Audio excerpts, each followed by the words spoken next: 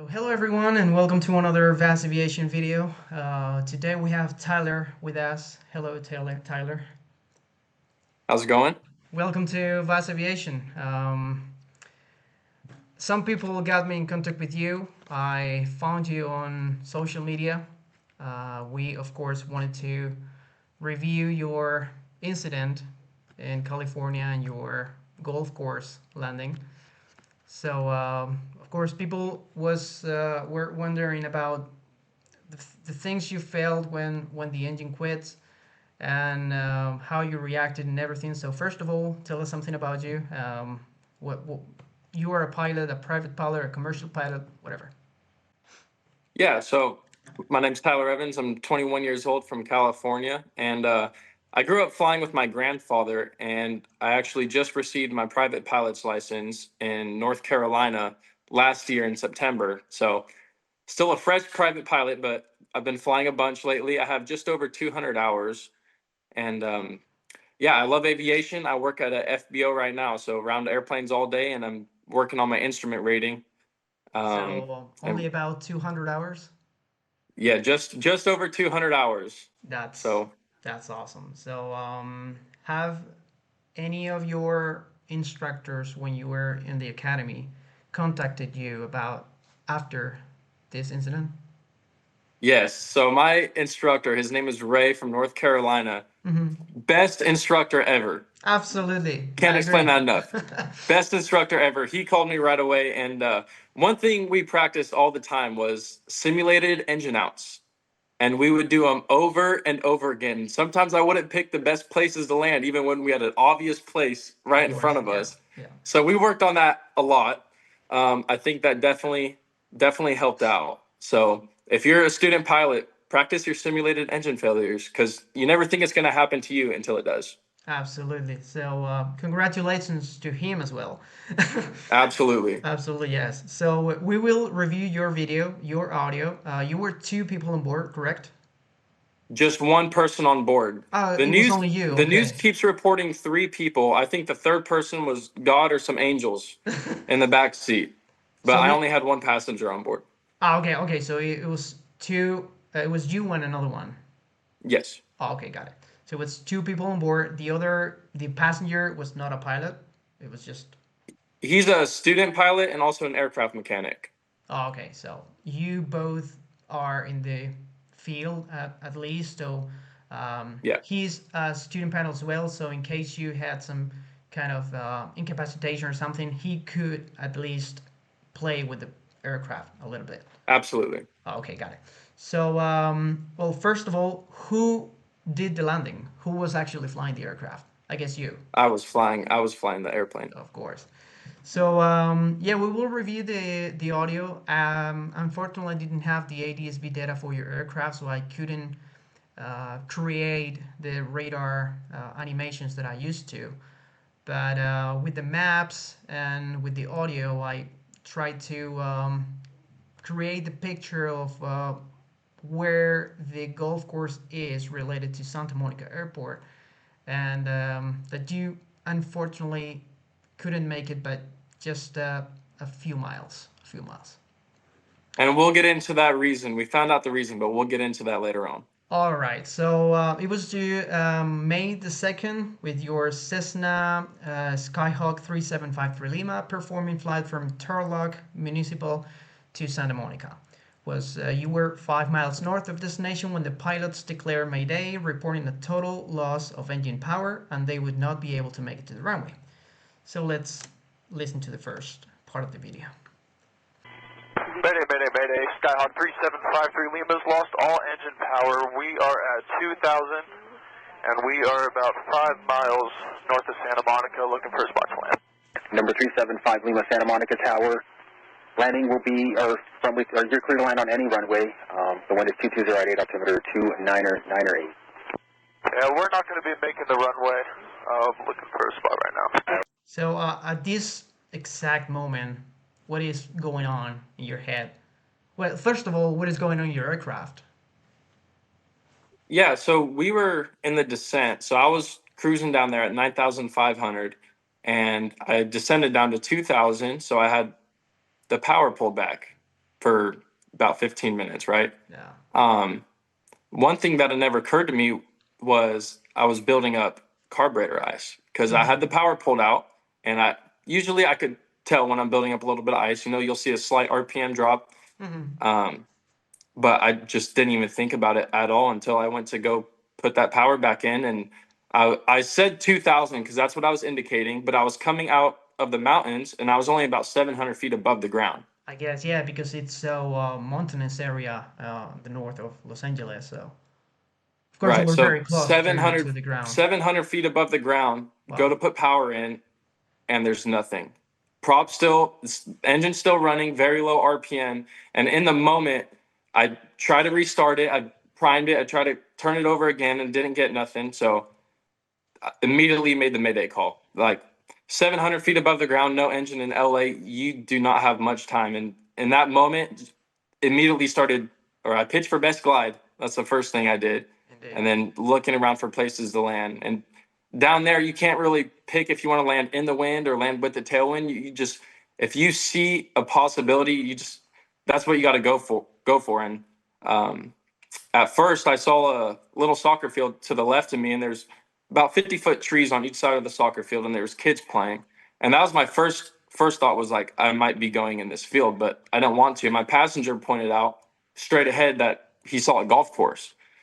So that's what we went for, and thankfully we made it. We had the stall horn almost the entire time trying to stretch this golf course, but I'm sure of it. Yeah. You usually fly out of Santa Monica, or you usually fly in Los Angeles? no, I actually fly in the Central Valley of California. It's about an hour east of San Francisco, So and it's just all so fields and farmland around there. yeah, of course. So you're not very familiar with this area, and of course, I guess I have never flown over there, but I guess it's not very easy to find a spot to land. It's so residential, and only a few maybe roads that you can put it down, and thankfully, the golf course was there just in time. Absolutely. I've never flown into Santa Monica.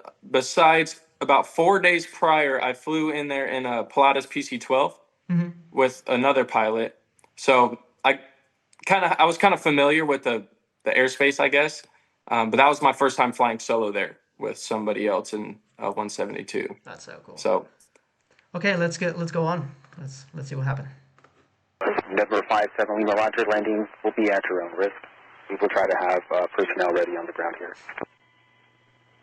That's a funny comment from the ATC, like landing at your own risk. I mean, I have heard that phrase many times with helicopters or any other situations, but of course, landing off field, you will be landing, of course, at your own risk. I guess that's right.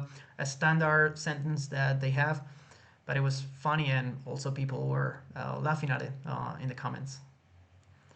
During the following transmissions that we're going to listen to, at all times were you hearing the ATC? And I mean, is your brain only focused on flying, like you disregard calls, or you are indeed hearing and listening to those ATC communications? I definitely heard him, but I knew he wasn't talking to me on the other one. So I kind of just ignored and focused on flying the plane because that's what was important at the Actually, time. so that's the word, ignore. Like you unconsciously ignore the calls because you know you don't care about the radio anymore. It's not going to help me in any way, shape, or form, no matter what anybody says on the radio. I made my Mayday call. I told them what was happening, and now I'm on my own. Exactly. That's And from. I got to focus on the task. That's a question from the human factor perspective, because in many accidents or incidents or emergency landings, let's say, controllers continuously talk to the pilot saying the winds, or you have that road on the left, or you have a road on the right, or you have whatever on the ground. And from the human factor perspective, it's like, I think the brain just kind of disconnects from the radio, and Right. we don't hear any more advices, even if they're of course good for us. but I think the brain just disconnects. Absolutely. All right, so let's go on. And Santa Monica Tower, we got 2 souls on board, and we're gonna try to make a field up here. There's not many good spots to land, so we're gonna do our best.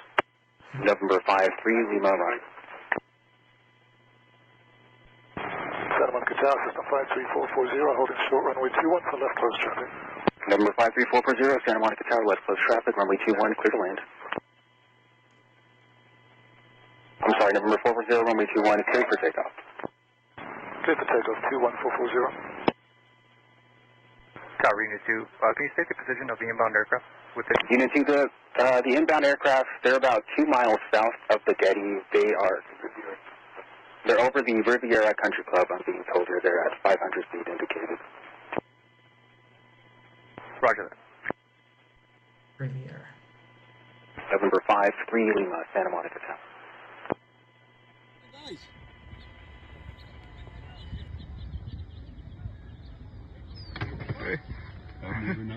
That's some skills.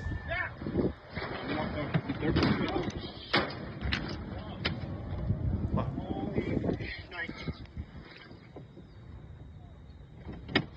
So what are your feelings when you see the video over and over again? I've probably seen the video about 500 times.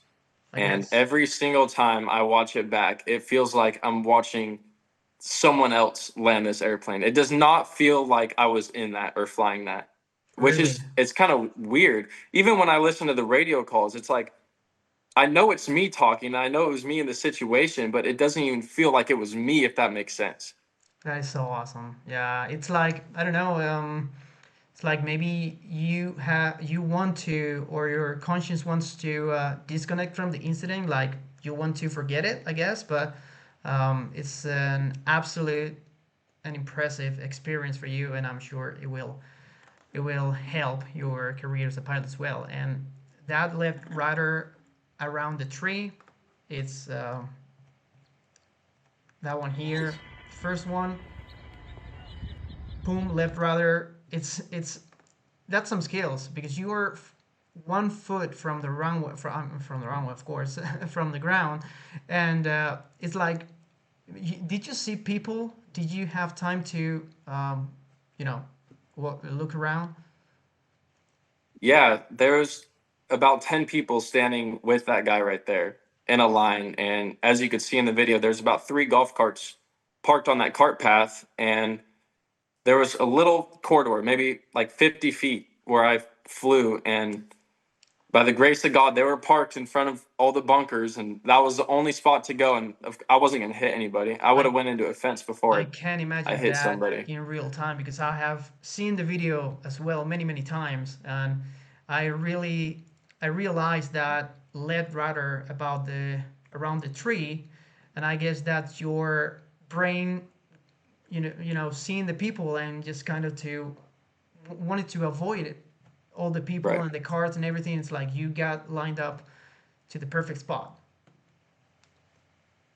and that's It, of course, that's some skills, but also some, I don't know how to say in English. It's cold blood, maybe. Like you had the um, you had the perspective of everything, even in that situation, and you could think about it, and you flew the aircraft down to the ground yourself. That's so cool. yeah. It, I don't even know how to explain it. Until you're in that situation, you could do all the simulations you want and practice scenarios, but until you're in that situation, it, it it's a little bit different. Everything just happens so fast, and it's hard to like look back on recall like how you were thinking in those moments, just because it's such a weird experience when you're actually in that. Like when I made the call, I have 2 souls on board. I called that because I didn't think we were going to make the golf course. I thought we were going to go into a neighborhood, and we usually know the outcomes of those crashes. So Yeah. I kind of accepted it. I just wanted them to know we got 2 people on board, and by the grace of God, we made it to that golf course, and That's it's so hard to recall how I yeah. felt in the moment, but Yeah. definitely surreal. So that's also why I figured I should contact you. Of course, we have the video, which is perfect footage to visualize what is happening, because sometimes, of course, we have had more airplanes land on golf courses or on the roads, but there's no footage, so it's not as impressive as, because we don't visualize the actual landing. But right now, and with the benefit of social media, I was able to um, get a hold of you, and we're doing this just because of it's it's a very good learning experience for all of us, not only for you, but you know, you are in your descent, you can come to conclusions yourself about your descent, or what you were doing during the descent. There are residentials around Los Angeles, which is of course difficult to find a spot to land. Not it's not like flying in Deer Valley or other places. And the golf course was there just for you. It's, you know, it's incredible. And I want to say thank you for reaching out to me. I've kind of been waiting to talk about this until I was talking to a CFI or somebody who would actually understand this kind of situation, and I don't know, maybe Yeah, it can help somebody in the yeah. future, anybody listening. I expand your thanks to my followers as well, because some of them, I don't know how, but they found you as well on Instagram in this case, and they reached out to me and said, "Hey, this is Tyler, and this was the pilot of the golf course landing." And okay, got it. So I don't know how they found you, but they did, and I also say thanks to them as well. Let's go to the final part of the video, which is when you communicate back with the tower, saying, "You're good." I'm moving, I'm moving. I'm not fucking. I'm not fucking.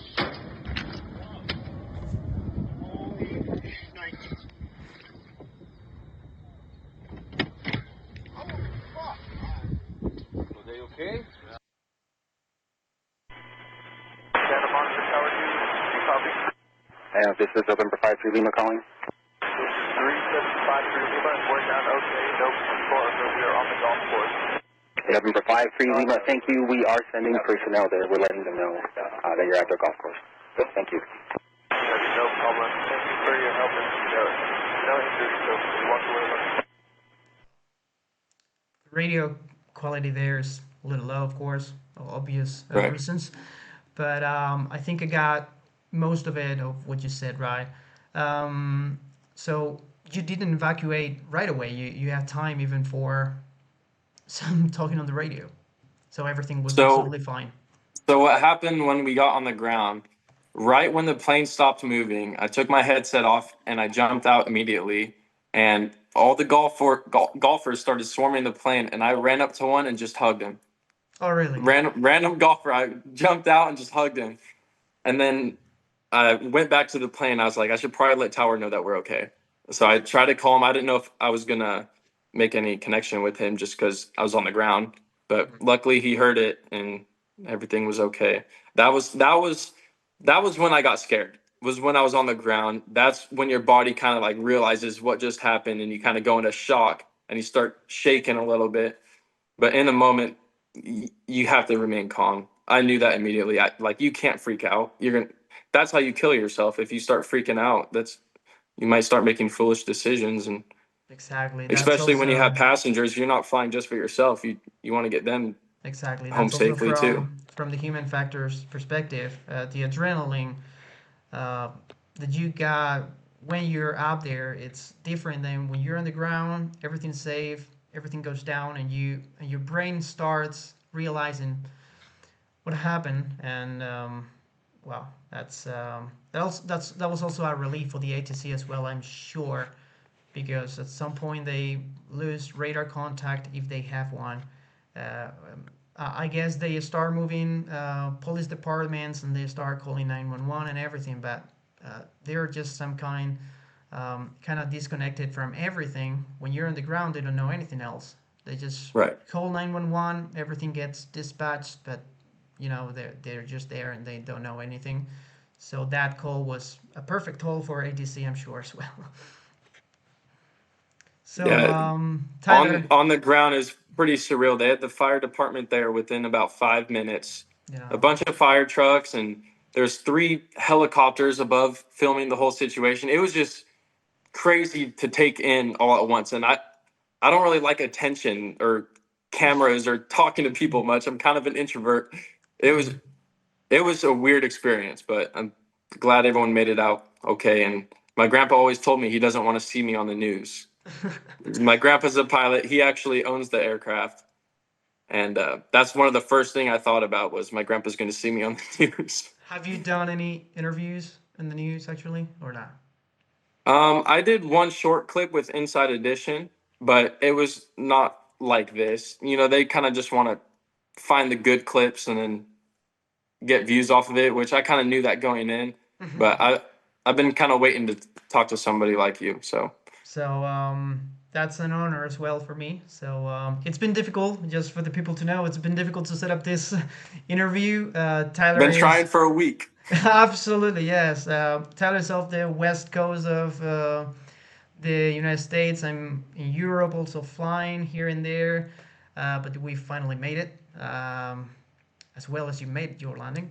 So, Tyler, it's been an absolute pleasure. If you want to say anything to fellow pilots uh, in the academy, in the private pilot process, or even commercial, as I am, but I have learned a lot with your landing and with your talking. So it's the moment right now. Well, if I have any advice, it's in an emergency scenario, stay calm, even if you want to freak out. Um, Fly the plane, go through all the scenarios with your instructor. Don't just keep practicing all your emergency scenarios is basically my biggest piece of advice. That helped. Power off landings is great. No flap landings. If you lose an electrical system, practice those often because it's a much different approach coming in with no flaps, even in a 172, and you can learn a lot off of it. And it's easy to misjudge sometimes too. But yeah, just practice, practice, practice. Of course. Are you planning to go commercial as well? Yes, I'm working on my instrument rating right now, and then hope to get my commercial shortly after. And Awesome. I would love to go to the corporate side for a career.